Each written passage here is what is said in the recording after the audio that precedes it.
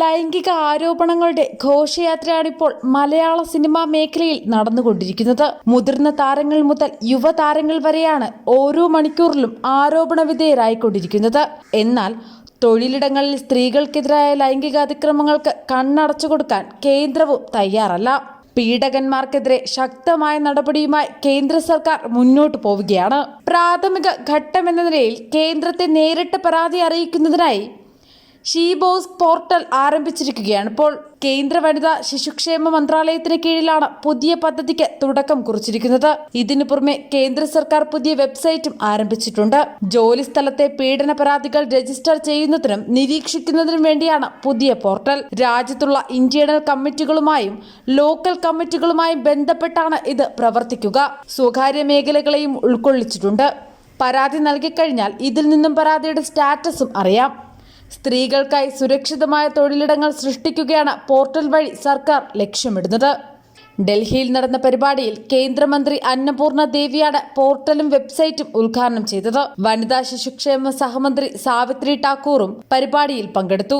നിലവിൽ സിനിമാ മേഖലയിൽ സ്ത്രീകൾ വലിയ ചൂഷണം നേരിടുന്നുവെന്ന് വ്യക്തമാക്കുന്ന സംഭവങ്ങളാണ് ഹേമ കമ്മിറ്റി റിപ്പോർട്ടിന് ശേഷം പുറത്തുവരുന്നത്. ഇതിനിടെയാണ് ഷീബോക്സ് പോർട്ടൽ കേന്ദ്രം ആരംഭിക്കുന്നതെന്നത് ശ്രദ്ധേയമാണ്. ജസ്റ്റിസ് ഹേമ കമ്മിറ്റി റിപ്പോർട്ട് പുറത്തുവന്നതിന് പിന്നാലെ ഉയർന്ന ആരോപണങ്ങൾ അന്വേഷിക്കാൻ സംസ്ഥാന സർക്കാരും പ്രത്യേക പോലീസ് സംഘത്തെ നിയോഗിച്ചിരുന്നു. റിപ്പോർട്ട് പ്രസിദ്ധീകരിച്ചതിനു ശേഷം മലയാള സിനിമാ മേഖലയിലുണ്ടായ പുതിയ ആരോപണങ്ങളും വെളിപ്പെടുത്തലുകളും അന്വേഷിക്കാനാണ് പ്രത്യേക സംഘത്തെ ചുമതലപ്പെടുത്തിയിരിക്കുന്നത്.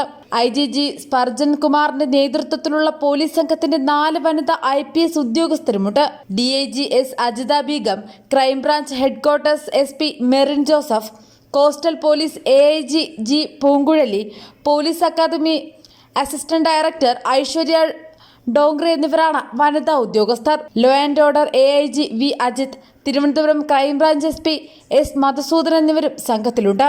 ക്രൈംബ്രാഞ്ച് ADGP H വെങ്കടേഷാണ് പ്രത്യേക അന്വേഷണ സംഘത്തിന്റെ മേൽനോട്ടം വഹിക്കുന്നത്. അന്വേഷണ സംഘം ലൈംഗികാരോപണങ്ങൾ ഉന്നയിച്ചവരുടെ മൊഴികൾ രേഖപ്പെടുത്തിയിരുന്നു. സർക്കാർ പ്രത്യേക അന്വേഷണ സംഘത്തെ രൂപീകരിച്ചതോടെയാണ് പരാതിക്കാർ സധൈര്യം മുന്നോട്ട് വരുന്നത്. അന്വേഷണ സംഘം പരാതിക്കാരെ അങ്ങോട്ട് ചെന്നാണ് മൊഴികൾ കേൾക്കുന്നതും അതിനുശേഷം കേസുകൾ ചാർജ് ചെയ്യുന്നതും. നടനും താരസംഘടനയായ അമ്മയുടെ മുൻ ജനറൽ സെക്രട്ടറിയുമായ സിദ്ദിഖ്, നടനും കൊല്ലം മണ്ഡലത്തിൽ നിന്നുള്ള CPM MLAയുമായ മുകേഷ്, സംവിധായകനും ചലച്ചിത്ര അക്കാദമി മുൻ ചെയർമാനുമായ രഞ്ജിത്ത്, സംവിധായകൻ VK പ്രകാശ്, നടന്മാരായ ജയസൂര്യ, മണിയൻപിള്ള രാജു, ഇടവേള ബാബു എന്നിവർക്കെതിരെയാണ് ഇപ്പോൾ പരാതികൾ വന്നിരിക്കുന്നത്. എന്നാൽ അതേസമയം അന്വേഷണ സംഘത്തിന്റെ നിയമപരമായ നിലനിൽപ്പിനെ കുറിച്ചുള്ള സംശയങ്ങളാണ് പല ഭാഗത്തു നിന്ന് ഉയർന്നുകൊണ്ടിരിക്കുന്നത്. അന്വേഷണ സംഘത്തിന്റെ നിയമസാധുതയാണ് ചർച്ചയാകുന്നത്. പോലീസ് ആക്ട് പ്രകാരമല്ല സംഘം രൂപീകരിച്ചിരിക്കുന്നതെന്നാണ് പറയുന്നത്. കേരള പോലീസ് ആക്ട് സെക്ഷൻ 21 ഉപവകുപ്പ് 2 പ്രകാരമാണ് അന്വേഷണ സംഘത്തെ നിയോഗിക്കുക. സാധാരണഗതിയിൽ അതിനനുസരിച്ച് ഓർഡർ പുറത്തിറക്കിയാണ് അന്വേഷണ സംഘത്തെ രൂപീകരിക്കുക.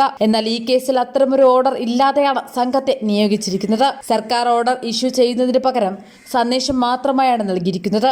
നിലവിൽ ആശയക്കുഴപ്പങ്ങൾ ഉണ്ടാക്കിയിരുന്നത് ഈ വസ്തുതയാണ്. ഓർഡർ ഇഷ്യൂ ചെയ്തിരുന്നെങ്കിൽ നിയമപരമായി ചോദ്യം ചെയ്യപ്പെടാനും ഹാജരാക്കാൻ ആവശ്യപ്പെടുകയും ചെയ്യാം. പ്രത്യേക അന്വേഷണ സംഘം എന്ന് വിളിക്കുന്നുണ്ടെങ്കിലും ഓർഡർ ഇല്ലാത്ത പക്ഷം നിയമപരമല്ലാത്ത നടപടിക്രമത്തിലാണ്. മുൻകാല പ്രാബല്യം ലഭിക്കില്ലെന്ന ദോഷം മാത്രമാണ് ഇവിടെ നിലനിൽക്കുന്നത്.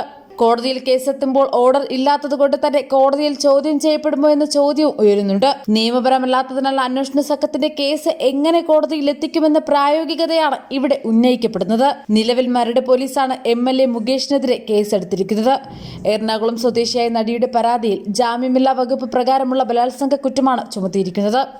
സിനിമയിൽ അവസരം വാഗ്ദാനം ചെയ്ത് ഹോട്ടലിൽ എത്തിച്ച് പീഡിപ്പിച്ചുവെന്നാണ് നടിയുടെ മൊഴി. എറണാകുളം നോർത്ത് പോലീസ് ഇടവേള ബാബുവിനെതിരെയും ഫോർട്ട് കൊച്ചി പോലീസ് മണിയൻപിള്ള രാജുവിനെതിരെയും കേസ് ഫയൽ ചെയ്തിട്ടുണ്ട്. 2016 സിദ്ദിഖ് തിരുവനന്തപുരത്തെ ഒരു ഹോട്ടലിൽ വെച്ച് ലൈംഗിക അതിക്രമം നടത്തിയെന്ന യുവവനിത താരത്തിന്റെ പരാതിയിന്മേൽ നടൻ സിദ്ദിഖിനെതിരെയും നിയമ നടപടി സ്വീകരിച്ചിട്ടുണ്ട്. തിരുവനന്തപുരം മ്യൂസിയം പോലീസാണ് പരാതിയിന്മേൽ നടപടി സ്വീകരിച്ചിരിക്കുന്നത്. 2019 ഇതേ നടി പരാതി ഉയർത്തിയിരുന്നുവെങ്കിലും അന്ന് കേസോ നടപടികളോ ഉണ്ടായില്ല. പരാതിക്കാരിക്ക് 21 വയസ്സുള്ളപ്പോഴായിരുന്നു സിദ്ദിഖിൽ നിന്ന് ലൈംഗിക അതിക്രമം നേരിടേണ്ടി വന്നതെന്നാണ് ആരോപണം.